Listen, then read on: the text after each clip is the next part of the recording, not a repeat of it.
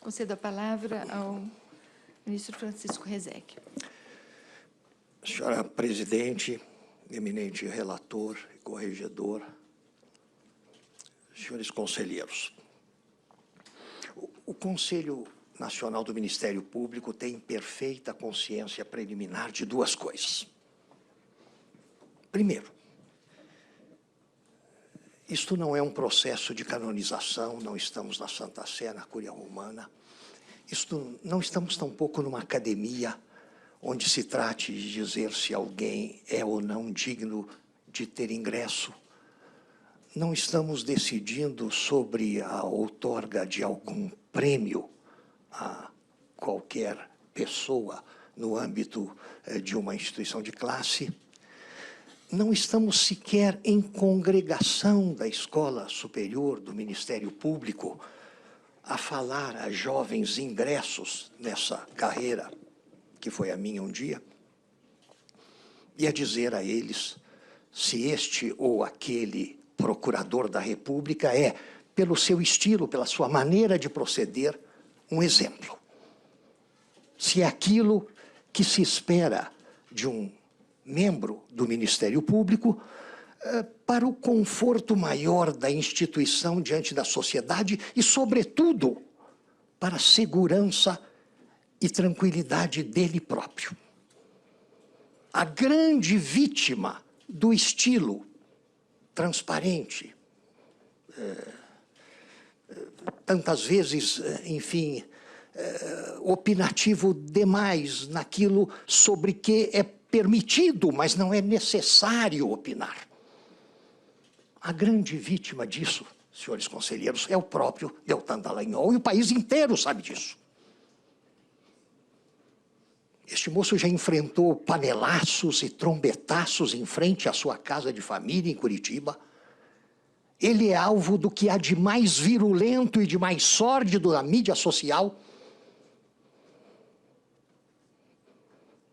Ele, outro dia, num programa televisivo de grande expressão, foi chamado de corrupto, literalmente de corrupto, por um produto de importação recente, a quem os que hoje tentam reescrever a história do Brasil querem qualificar como um novo herói nacional. Não é nada disso. Também o Conselho tem perfeita consciência da segunda preliminar.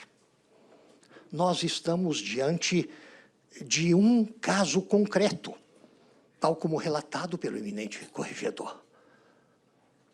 É a queixa de Renan Calheiros, senador da República, contra o procurador, por conta da sua atividade na mídia internautica entre certo dia de janeiro e o dia 3 de fevereiro, o dia seguinte àquela epifania que se deu no Congresso Nacional. Não estamos, portanto, a decidir sobre o conjunto da obra de ninguém, e sim sobre esse episódio. E aí ele é acusado, primeiro, de atividade político-partidária.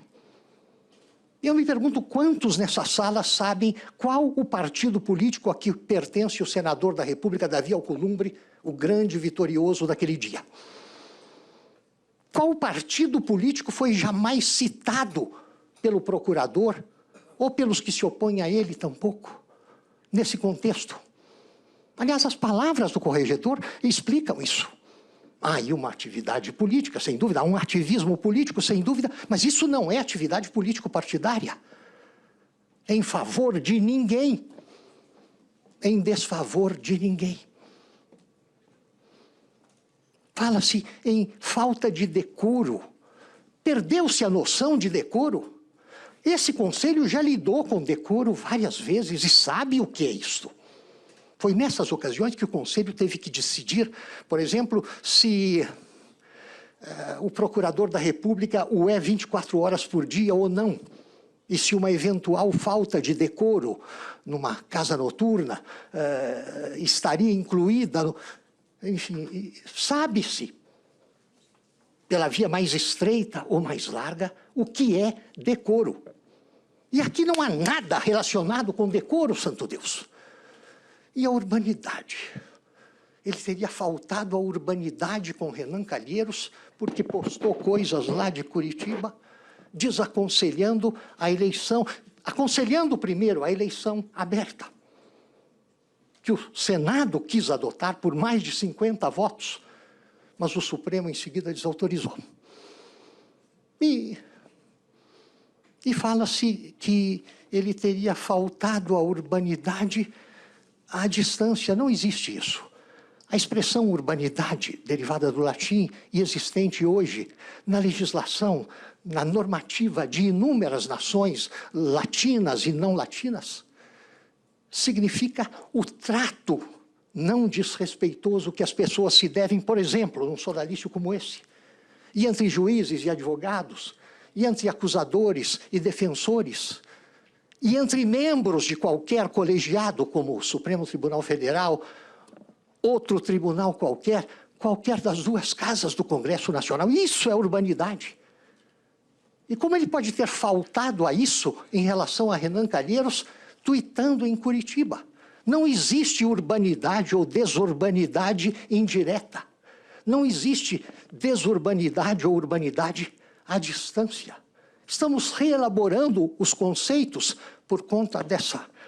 Enfim, o que me parece, senhora presidente e eminentes conselheiros, é que esse conselho nunca se defrontou antes com um caso tão típico de um desejo de vingança, um desejo de vendetta trazido à casa pelo senador porque ele acredita, e julgo que ele acredita sinceramente, que o responsável pelo inferno astral em que ele mergulhou nos primeiros dias de fevereiro deste ano é culpa do jovem provinciano lá de Curitiba.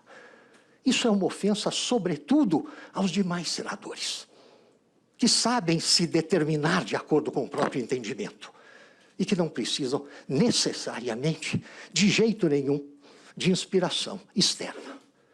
É um delírio, eminentes conselheiros, senhora presidente, ao qual o Conselho seguramente não dará guarida.